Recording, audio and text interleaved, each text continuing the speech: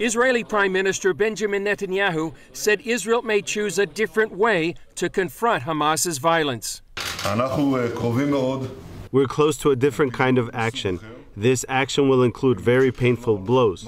If Hamas is smart, it will cease its fire and violent outbursts now. Hamas-led riots began on March 30th.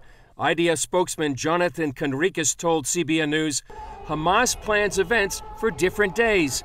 On Monday, it's the beach. For instance, Mondays are always the naval riots, when they embark from the Gaza harbor and they try to breach into Israeli waters. Friday is the weekly main event, where an average of about 18,000 rioters gather in 6 different locations, trying to violently get across into Israel, becoming more and more violent. We see a clear escalation in violence in the weapons that they use. Last Friday, the most violent attempt, IEDs were placed by Palestinians on the fence, were detonated, and that blew a hole in the fence through which 20 or so Palestinians got in, and they tried to assault an IDF position. Hamas is actively pushing Palestinians towards the fence, really escalating the level of violence and trying to get Palestinians killed on the fence. Ambassador Michael Oren addressed the Gaza situation to Christian journalists from around the world.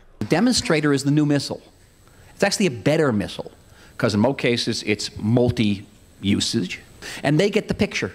They get the picture of innocent kids being killed by Israel, which causes the same type of damage. It erodes our national legitimacy. Earlier, CBN News got a first-hand look at what Israeli soldiers have faced for more than half a year. It's not legitimate and civilian riot.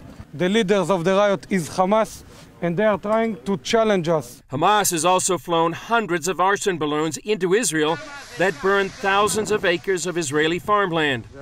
The goal of Hamas is to infiltrate into Israeli border communities to attack Israeli civilians. It should be very clear to our enemies that there is a limit to the amount of violence that can be tolerated, to the amount of terror that is inflicted upon Israeli civilians.